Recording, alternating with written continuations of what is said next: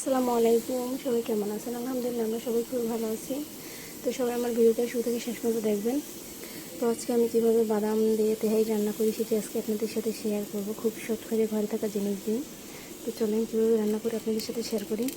ভিডিওটা ভালো লাগলে অবশ্যই ফলো করে দেবেন।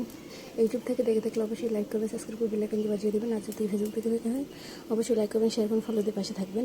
যারা এখন ফলো দেন অবশ্যই ফলো দিয়ে দেবেন। যারা ইউটিউব থেকে দেখবেন তারা এখন সাবস্ক্রাইব করেন, অবশ্যই সাবস্ক্রাইব করে দেবেন। আমি প্রথমে মাংসটা পাতিলে ভালোভাবে কষিয়ে নেব, এই জন্য একটা পাতিল নিয়ে নিয়েছি বড়। তো এবার আমি তেল দিয়ে দেব, এলাচ আর দারচিনি দিয়ে দিচ্ছি। এটা ভালোভাবে ভাজা হলে একটু ঘেরান আসলে তারপর দিয়ে দেবো পেঁয়াজ কুচি। এবার পেঁয়াজ কুচি দিয়ে দেবো। পেঁয়াজটা আমি কম দেবো, পোলাওতে বেশি দেবো, এই জন্য মাংসতে বাটাও ইউজ করবো, এই জন্য পেঁয়াজটা আমি কম দিলাম এই জায়গাতে। এবার পেঁয়াজটা আমি ব্রেস্টার মতন লাল করে ভেজে নেব।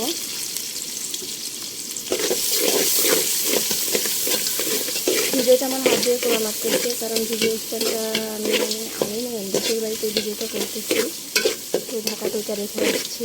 তো যদি ভিডিওটা একটু খারাপ হয় তো সবার কাছে আসলে ক্ষমা চাইতেছি। তো পেঁয়াজটা আমি লাল লাল করে ভেজে নেব। এই জায়গাতে কাজু বাদাম, পেস্তা বাদাম, চীনা বাদাম সব বাদাম কিন্তু এই জায়গাতে আমি বেটে নিয়েছি, আর পেঁয়াজ বেটে নিয়েছি। এটাও আমি পেঁয়াজটা ভাজা হয়ে গেলে এটা দিয়ে দেবো। এদিকে আমি তেহারি রান্না করব মুরগির মাংসের জন্য, কিন্তু দুটো বিরিয়ানির প্যাকেট নিয়ে নিয়েছি, আমি এটা দিয়ে রান্না করব।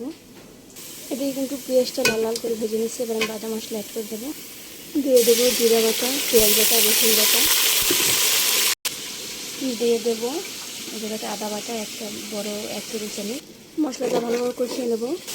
এরপর দিয়ে দেবো বাদাম বাটা, যেটা আমি বেটে রাখছিলাম। দিয়ে দেবো বিরিয়ানির মশলা 2টা। এবার দিয়ে দেবো টক দই। এবার ভালোভাবে নেড়ে মিশিয়ে নেব।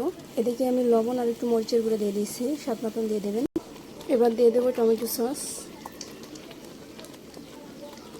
মশলা কষানো হয়ে গেছে, এবার মুরগির মাংস দিয়ে দেবো। এবার মাংসটা ভালোভাবে কষিয়ে নেব।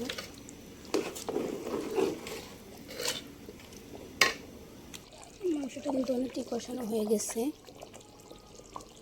তো আর কিছুক্ষণ সময় পর জাল বন্ধ করে দেবো,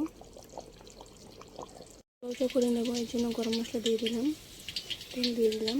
গরম মশলাটা ভালো ভেজে নেব। পেঁয়াজ কুচি দিয়ে দেবো, পেঁয়াজটা লাল লাল করে ভেজে নেব। দেবো আদা বাটা। মশলা পেঁয়াজটা কিন্তু ভালোভাবে লাল করে ভেজে দিচ্ছি। এবার আমি লঙ্কা দিয়ে দেবো। এতে কিন্তু আমি পরিমাণ মতন পানি দিয়ে দিচ্ছি আর কাঁচামরিচ দিয়ে দিচ্ছি। এবার গুঁড়া দুধটা দিয়ে দেবো।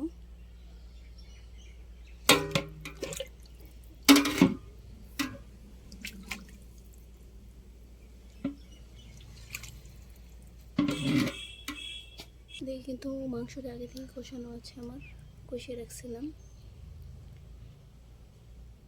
গুঁড়ো দুধটা দিয়ে দেবো। এবার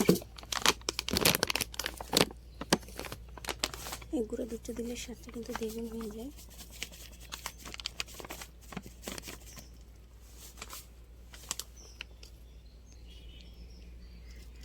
দিয়ে দেবো স্বাদ মতো লবণ। এখন ঢেকে দেবো। এবার কিছু সময়ের জন্য ঢেকে দেবো।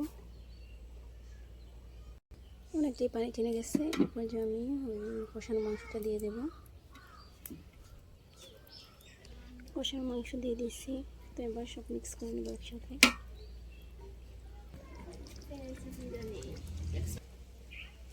বিরিয়ানিটা কিন্তু হয়ে গেছে, দেখেন কতটা সুন্দর হয়েছে। তো সবাই ভালো থাকবেন। যদি ভিডিওটা ভালো লাগে থাকে অবশ্যই লাইক করে ফলো করে দিবেন, শেয়ার করে দিবেন। তো সবাই ভালো থাকবেন। আজকে এই পর্যন্ত। আল্লাহ হাফেজ।